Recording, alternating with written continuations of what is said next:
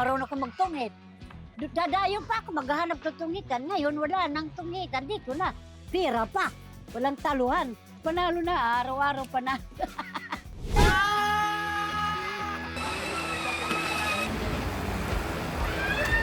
Hindi naman ito basta slide tester lang, hindi naman basta lifeguard lang. Buhay ang nakataya. Araw-araw, milyong-milyong Pilipino ang nagtatrabaho para maitaguyod ang sarili at pamilya. Lunes hanggang Biyernes, kahit Sabado, Linggo o holiday pa. Basta hanap buhay ay raratyada. Pero hindi lahat subsob sa lamesa sa opisina o abala sa galaw ng pabrika. May ilang lulublob, bibitin at ilalagay ang buhay sa alanganin sa ngalan ng patas at marangal na karera. Kahit pa ang trabaho'y kakaiba sa tingin ng iba. Kayod lang para kumita sa Philippines Oddest Jobs.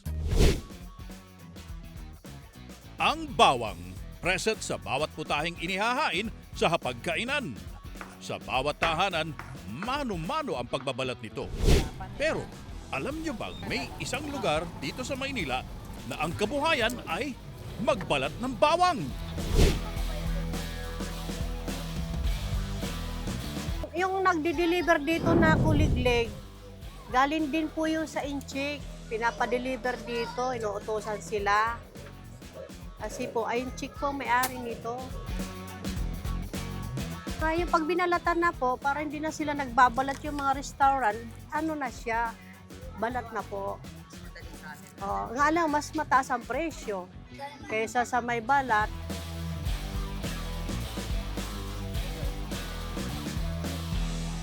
Pami-pamilya sa Paseco Compound ang pinabagsakan ng sako-sakong bawang, gaya ni Nanay Feli at ng kanyang mga kapatid at kaibigan. Kami po mga taga-Paseco Compound! Mga magbabalat kami ng bawang ito.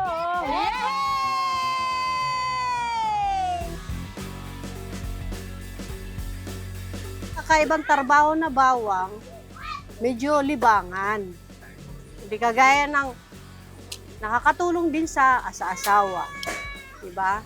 Hindi naman pwedeng i-machine to kasi madudurog ang laman. Opo. Hindi pwede gamitan ng makina. Mano-mano kailangan talaga. Pagkagising, ito na, sa harapan sa bawang. Pag-almusal muna, magkape. Tapos magkape, kaskas na sa bawang. 4 sako. Sa ilang taong pagbabawang, nagkasugat-sugat na ang mga kamay nila. Dulot na ang anghang nito. Nagsusugat. Tulad niya, no, sugat na rin yan. Tapos, yung mga ito, mga sugat yan, no. Kailangan may ano siya, may guwantes. May mga sugat to. Kailangan may nito. Hindi kaya ng daliri ko itong nakaladlag ng ganun. Pero hindi ko naman ito pwede iwanan na bawang dahil itong kinabubuhay ko eh. Isa pa sa matagal nang nagbabalat ng bawang, si Nanay Lily. Dati maraming nito, maraming kanya-kanya ng diskarte ba kung paano balatan. Kanya-kanya. Dati pa nga natatawa nga ako nito dati. Minsan minamartilyo ko para maghiwa-hiwalay. Kasi di ba buo, minamartilyo ko yan. Pero hindi nadudurog yung martilyo, yung inaano lang, yung mild lang.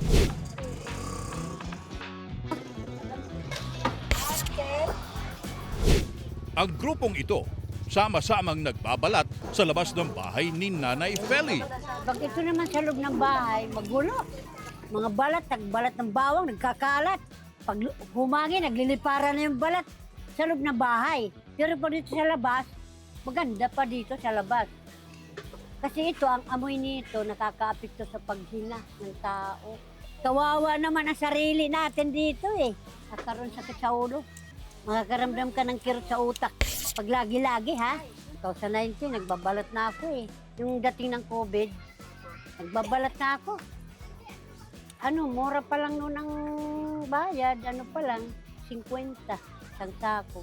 Di katulad ngayon nga 120 na. Karamihan itong hanap buhay dito eh. Pagbabalat ng bawang mga hanap buhay ng mga babae rito eh. tuwing umaga, maghapon na yan. Kadalasan, alas 8, pasado. Pag may tumulong, hindi umaabot ng gabi. Tulad dalawa kayo, hapon na mga alas 2, tapos na. Dito na, maghapon na, nakatutok na eh. Ang pahinga rito, ma'am, ihi lang. Ihi kain. Ang diskarte dito, pagdating ng bawang, ibabad. Pagkababad, tanggalan ng ulo niyan. Yan, natanggalan ng ulo. Tapos yan, nabalatan na. Itong mga ulo, yung ulo ng bawang, tatanggalin yan. Bibiakin yan. Tapos, tatanggalan ng ulo. Pagkatanggal, o balat na.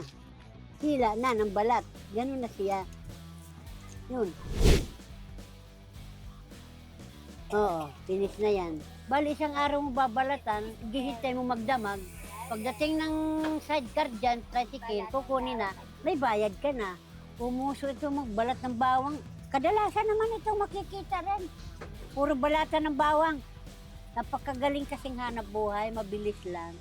Parang pinag-aano lang ng mga nanay, pinagkakalibangan, tulad nga namin, mga nanay, libang sa bawang, hindi doon sa tsismisan, hindi doon sa sugal ng mga tunghitan. Andito kami sa bawang, di ba? Tulad ko, marunong ako magtungit. Dadayo pa ako, maghahanap ng tunghitan. Ngayon, wala nang tunghitan. Dito na, pira pa. Walang taluhan. Panalo. Panalo. Oo, panalo na. Araw-araw panalo. Higit sa libangan, para sa kanila, malaking tulong sa pamilya ang pagbabalat ng bawang. Magbawang ka kung ika nga kung gusto mabuhay. Di ka naman naasa sa mga anak dahil may mga asawa na yan, may mga anak na rin. Tulad ko, gagawa ko ng sarili kong pagkakapirahan para hindi ako makaistorbo sa mga anak ko. Laki ng pakinabang itong bawang na to. Kahit ako. Ang laki ng pakinabang ko itong bawang na to. Kahit sinong kakwentuhan ko, gano'n ang sinasabi ko. Hindi kasi sayang. Biro mo yung sayang 100 araw-araw. O, laki ng tulong nito. O, di ba? Nakapagpaano ako ng bahay, natulungan ko yung anak kong 3. Kahit papano, nagkaroon ako ng tindahan na maliit. Yun. Araw-araw talaga, isang sako. Ng bawang. Maliit man ang bawang, malaki naman ang pakinabang dito ng mga magbabalat. Hindi man pangkaraniwan ang kanilang trabaho, na itatawid naman ito ang kanilang pang-araw-araw na pangangailangan.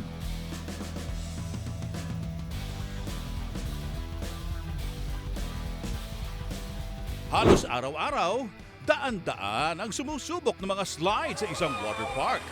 Habang humihiwalay ang kaluluwa sa katawan tuwing nagpapadulas, may isang tao na enjoy din sa slide. O yan, ready ka na ba? Ready po. Okay, go!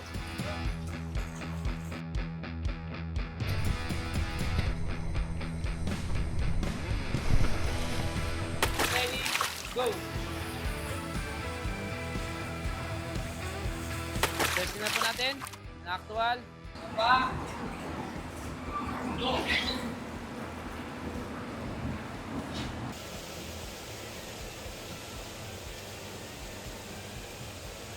Pero hindi siya guest. Meet Michael Pimentel, your certified slide tester. At your service. Alas 6 pa lang ng umaga, ready to work na ang 31 years old na si Michael sa isa sa mga OG water park sa Pilipinas. Ito sa Kim Pilipit, ang mahalaga check natin itong bar. Kasi dito po umahawak yung mga guests bago sila mag-slide. So kailangan safe, hindi siya nagalaw, nakapik siya, stable lang siya. Ang pinakamahirap talaga yung King Pilipit, yung body slide kung tawagin. Kasi unang-unang pag sa umpisa pa lang malakas na yung force ng tubig para may push niya yung mag-i-slide. Pero pagdating naman sa loob, kalmado na yung tubig pero madilim siya. Pag first timer ka, isipin mo, makakalabas pa ba ako dito?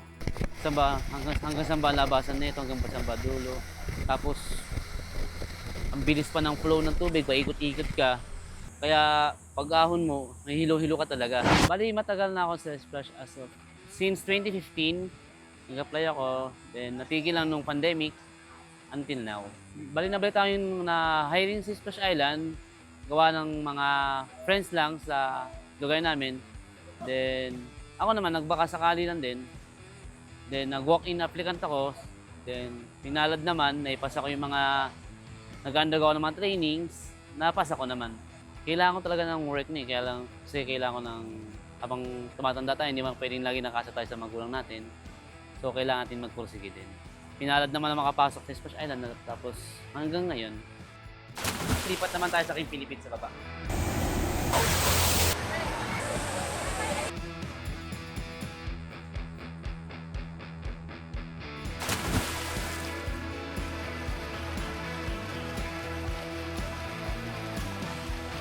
Okay, nandito naman po tayo ngayon sa hagdan ng Twisted Palm tsaka Big Bamboo po. Yung Big Bamboo natin, naka-close po siya. Sa pinaka-open niya, yung mula labasan na lang po. Sa iba nito, extreme talaga siya. Gawa ng para may iwan yung puso mo, tululuwa mo sa loob ng isa. Check natin ito, mga railings, yung hagdan.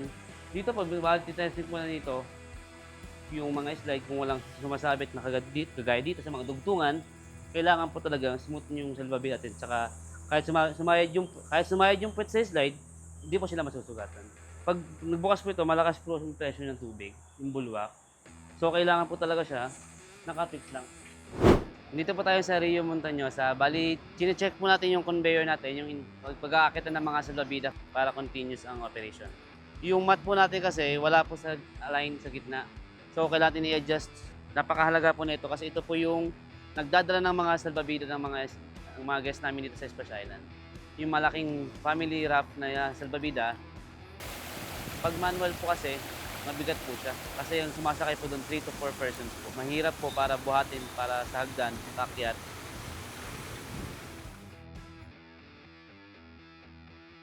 Before, nag-on-call waiter, tapos nag-delivery sa mga water station, tapos sa mga sales agent, sa mga real estate. Malayo man sa mga dati niyang hanap buhay, aminado si Michael na kontento siya bilang slide tester. Masaya naman ako kasi kung unang hindi man tatagal sa ganito katagal sa Splash kung hindi ako masaya. Kumbaga, napamahal na rin ako sa trabaho na to. Oh, tama na muna ang drama. Balik tayo sa trabaho. Ang kaibahan po na itong 1003 natin, naka-open po siya, wala po siyang sara. Yung ibang state po kasi naka-enclose po. So ito, naka-open lang siya. So mas lamang yung pag-aalala ng tao, yung mga makaisip nila, malalaglag sila.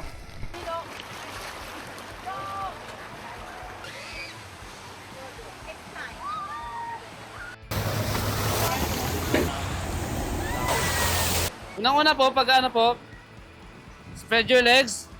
Wag po natin aapakan yung mat kasi po yan madulas. Kailangan po, in between the legs po yung mat natin. Hawak pa rin sa handle, huwag bibitawan. Luhod. And then, dapa, then go. Here po. So, testing na po natin. Na actual. Dapa. Go.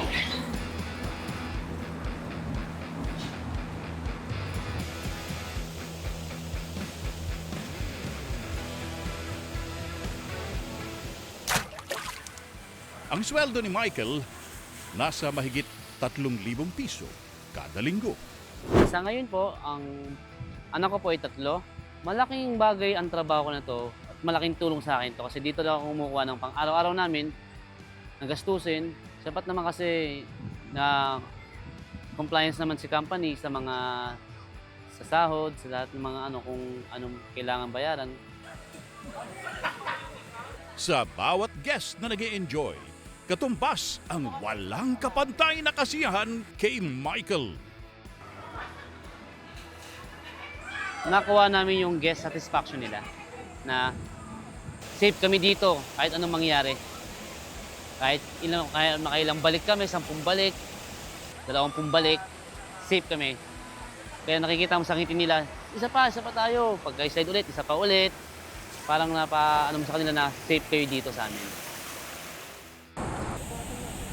May pagmamalaki kong trabaho ko kasi hindi naman ito basta slide tester lang, hindi naman basta lifeguard lang. Ang binabantayan namin dito, hindi biro. Buhay ang nakataya. Kaya sa susunod niyong pagpapadulas at habang iniitsa kayo sa ere at halos mawala ng boses kasi sigaw, tandaan niyo, may slide tester na tiniyak na hindi mauuwi sa disgrasya ang inyong pagsasaya. Maraming trabaho ang pinapasok ng ating mga kababayan para kumita. Ang ilan dito, kakaiba sa tingin ng iba.